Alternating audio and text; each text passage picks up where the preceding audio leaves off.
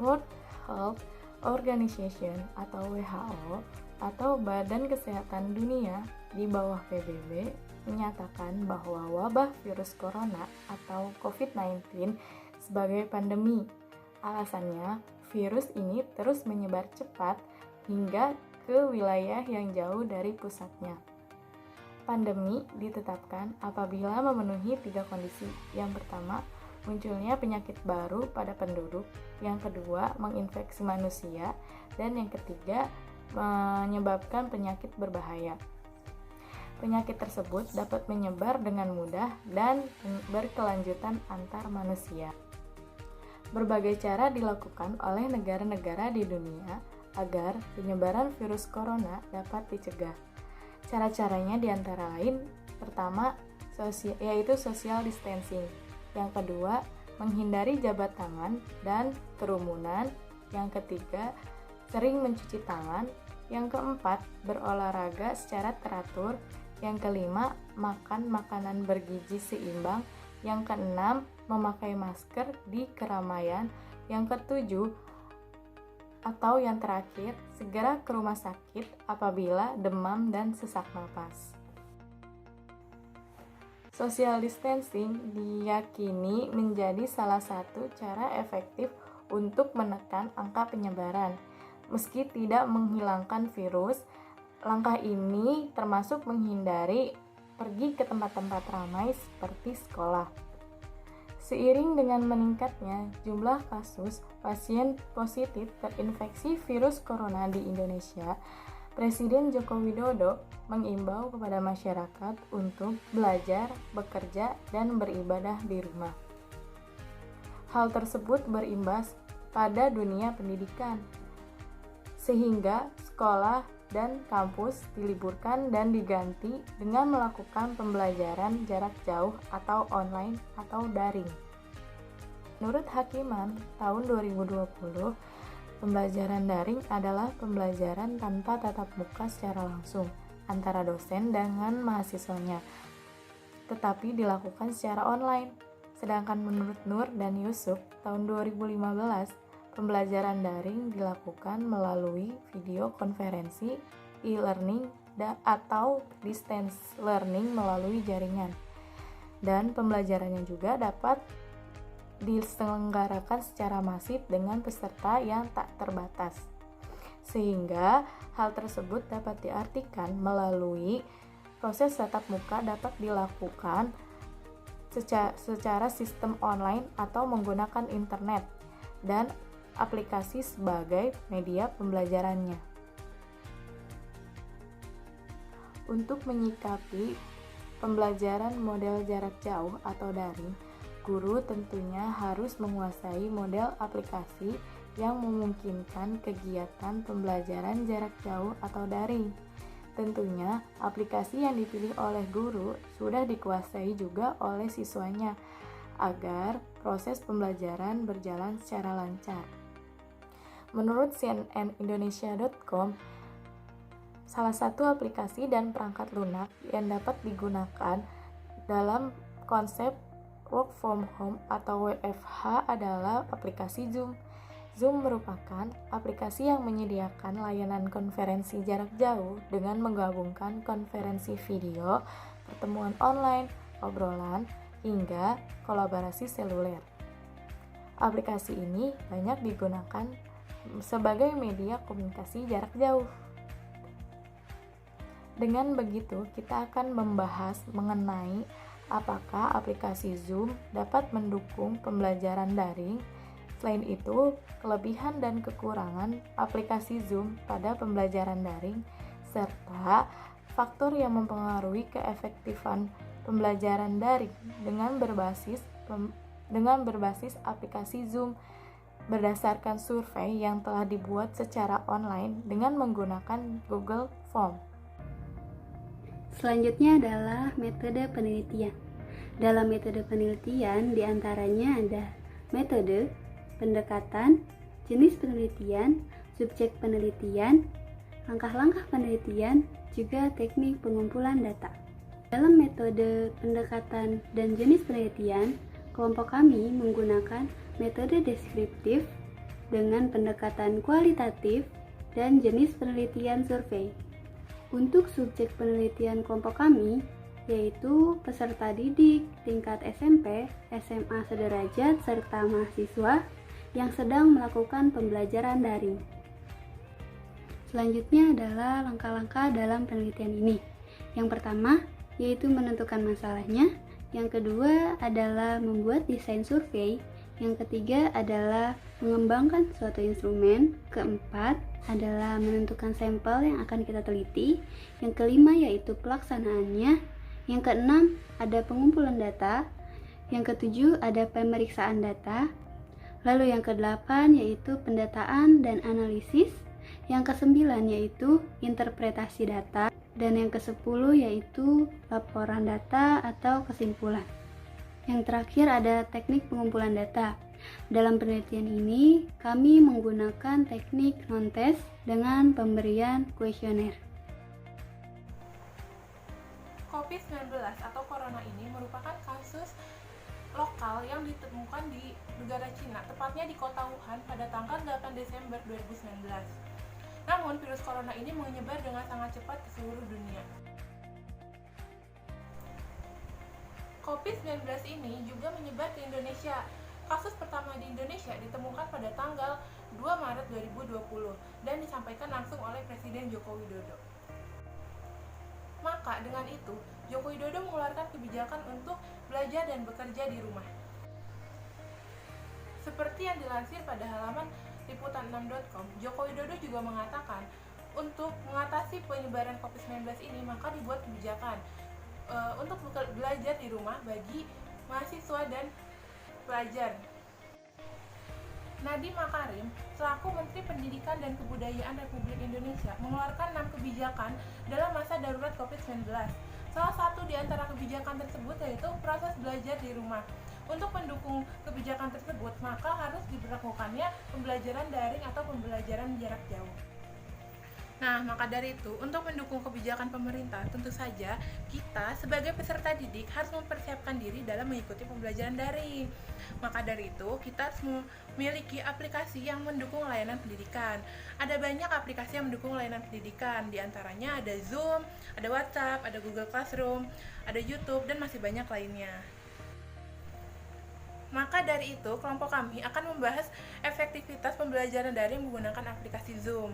Aplikasi Zoom sendiri merupakan aplikasi komunikasi dengan menggunakan video. Aplikasi Zoom biasa digunakan untuk melakukan meeting. Aplikasi Zoom ini sangat mendukung untuk melakukan layanan pendidikan karena terdapat fitur-fitur yang mendukungnya tersebut. Proses pembelajaran daring menggunakan aplikasi Zoom lebih menghemat waktu dan biaya. Sejak pandemi global corona ini, diberlakukannya kebijakan untuk bekerja dari rumah dan belajar dari rumah. Begitupun dengan proses pembelajaran, baik di sekolah maupun di perkuliahan. Maka dari itu, peserta didik harus membiasakan dirinya untuk belajar jarak jauh seperti ini. Dikutip dari halaman republika.co.id bahwa metode pembelajaran daring lebih menguntungkan karena lebih menghemat waktu belajar, biaya, serta lebih efektif. Selain itu, dikutip juga pada halaman cnnindonesia.com bahwa aplikasi Zoom ini menempati posisi pertama dalam konsumsi data paling irit, yaitu hanya 700 kbps dibanding aplikasi lain seperti Skype, Hangout, dan Webex. Hasil survei dari kelompok kami, 22% responden menjawab bahwa aplikasi Zoom ini lebih menghemat waktu dan biaya. Namun, 78% responden menjawab bahwa aplikasi Zoom ini tidak menghemat waktu dan biaya. Salah satu responden kami juga memberikan alasan, yaitu kesalahan teknis sering terjadi saat menggunakan Zoom. Kendala itu sangat memakan waktu pembelajaran yang semestinya hanya berjalan 1,5 jam. Belum lagi adanya pembatasan durasi yang menyebabkan dosen terkait harus membuat ulang kelas Zoom. Zoom cukup menguras kuota, paket data, walaupun tidak tahu pasti jumlahnya sehingga tidak hemat biaya. Pembelajaran daring menggunakan aplikasi Zoom lebih meningkatkan pemahaman terhadap materi. Pembelajaran daring menuntut untuk peserta didik lebih mandiri dalam proses belajar. Maka dari itu peserta didik harus lebih memahami materi dengan baik agar apa yang diterima oleh peserta didik sesuai dengan yang diberikan oleh pendidik. Dikutip pada halaman radartulungagung.jawapos, menyatakan bahwa metode pembelajaran daring atau pembelajaran online menggunakan video conference selain lebih meningkatkan efektivitas, juga tepat sasaran. Selain itu, juga lebih memudahkan peserta didik untuk lebih memahami materi yang disampaikan oleh pendidik. Hasil survei yang kelompok kami lakukan mendapatkan hasil 28% responden menyatakan bahwa pembelajaran daring menggunakan aplikasi Zoom lebih meningkatkan pemahaman terhadap materi. Namun, 72% responden kami menyatakan bahwa aplikasi Zoom ini tidak meningkatkan pemahaman terhadap materi. Salah satu responden kami memberikan alasan, Zoom membutuhkan sinyal yang baik untuk tersambung dengan grup diskusi. Jika sinyal tidak mendukung, maka ketika proses diskusi berlangsung akan sulit menyimak dan memahami materi karena sambungan jaringan yang terputus-putus. Hal ini membuat ketidakjelasan presentator dalam menyampaikan materi. Hal ini sejalan dengan hasil penelitian yang dilakukan oleh Anisatu Solihah yang menyatakan bahwa terdapat 3 hambatan, yaitu pertama, hambatan teknis. Hambatan teknis ini seperti ketika sedang berkomunikasi, sinyal yang terputus-putus, atau ada suara bising dari kendaraan, dan juga suara yang tidak jelas atau terputus-putus. Hambatan yang selanjutnya yaitu hambatan semantik, adalah sejauh mana kata-kata atau komunikasi yang dilakukan melalui media dapat dipahami dan ditangkap sesuai apa yang kita maksud. Selanjutnya, yang terakhir, ada hambatan manusiawi. Hambatan ini merupakan masalah-masalah pribadi yang dihadapi oleh dosen ataupun mahasiswa. Dengan adanya wabah COVID-19 dan himbauan untuk melakukan physical distancing, membuat banyak sekolah maupun kampus di Indonesia dipaksa untuk bereksperimen dengan sistem pembelajaran jarak jauh atau daring. Pada faktanya, banyak peserta didik yang belum terbiasa dengan pembelajaran ini. Banyak yang mengatakan pula ini menjadi pengalaman pertama dalam melakukan pembelajaran daring atau jarak jauh. Pengajar yang cukup melek dengan teknologi memilih untuk memindahkan pembelajaran di ruang kelas ke ruang kelas online, salah satunya dengan menggunakan aplikasi Zoom. Dikutip dari tirto.id, aplikasi Zoom atau Meeting Zoom adalah aplikasi video call atau konferensi video yang paling populer digunakan sejak adanya imbauan untuk bekerja atau belajar di rumah dari pemerintah kepada masyarakat. Kecanggihan aplikasi Zoom dalam menggantikan pembelajaran di kelas nyatanya tidak membuat mahasiswa tertarik dalam mengikuti Berikut disajikan hasil survei yang kelompok kami lakukan mengenai ketertarikan penggunaan aplikasi Zoom dalam pembelajaran daring. Hasil survei mengatakan bahwa 68,8% responden mengatakan tidak tertarik, sedangkan sebanyak 31,3% responden mengatakan tertarik dengan penggunaan aplikasi Zoom dalam pembelajaran daring. Dari hasil survei tersebut didapatkan lebih banyak responden yang mengatakan tidak tertarik dengan penggunaan aplikasi Zoom dalam pembelajaran daring. Menurut beberapa responden yang mengatakan tidak tertarik dengan penggunaan aplikasi Zoom dalam pembelajaran daring, memberikan alasan karena pemaparan materi yang tidak begitu jelas. Sedangkan responden yang mengatakan tertarik dengan penggunaan aplikasi Zoom dalam pembelajaran daring beralasan karena dengan aplikasi Zoom kita dapat bertatap muka langsung dengan teman-teman maupun dosen. Perkembangan teknologi yang semakin pesat memiliki dampak positif dan negatif. Hal ini menjadi tolak ukur dalam menentukan efektivitas pembelajaran yang dilakukan dengan sistem pembelajaran jarak jauh atau daring. Berikut disajikan hasil survei yang kelompok kami lakukan mengenai efektivitas pembelajaran daring dengan menggunakan aplikasi Zoom. Dari hasil survei yang dilakukan, Didapatkan sebanyak 75% responden mengatakan tidak efektif pembelajaran daring menggunakan aplikasi Zoom. Sedangkan sebanyak 25% responden mengatakan efektif dengan pembelajaran daring menggunakan aplikasi Zoom. Menurut beberapa responden mengatakan pembelajaran tatap muka atau secara langsung lebih efektif dibandingkan dengan pembelajaran daring. Ada pula yang beranggapan dalam menggunakan aplikasi Zoom terdapat banyak hambatan. Salah satunya yaitu hambatan pada jaringan yang kurang stabil membuat pembelajaran menjadi kurang efektif.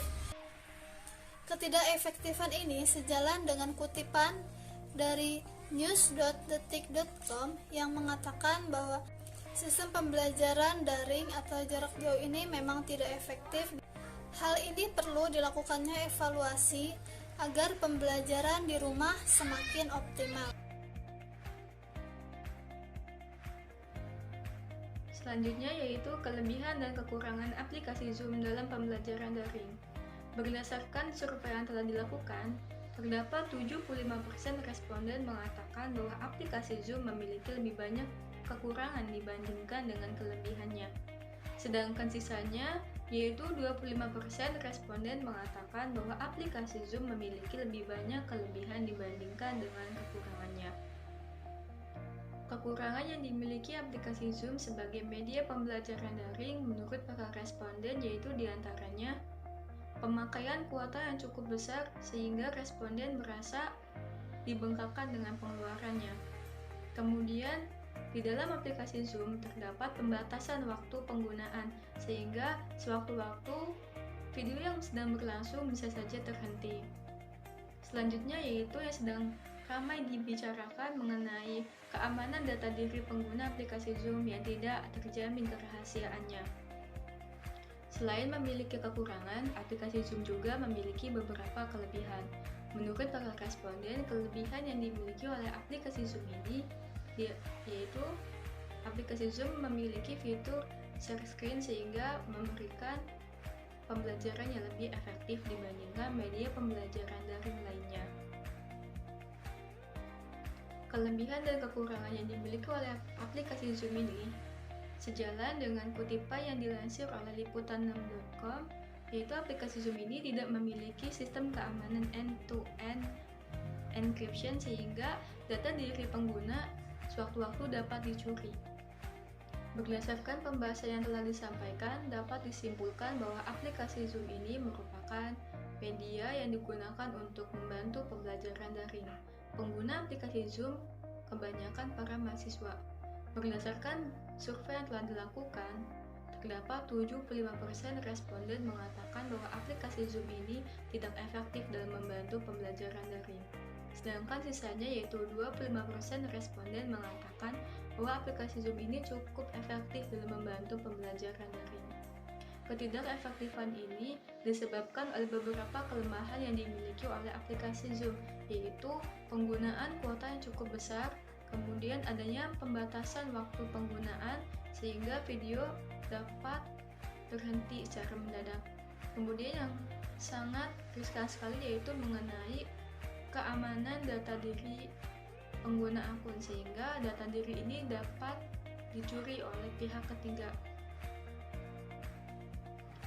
Ketidakefektifan ini berakibat pada hasil belajar siswa sehingga siswa tidak termotivasi atau tidak tertarik dalam pembelajaran dari yang diikuti.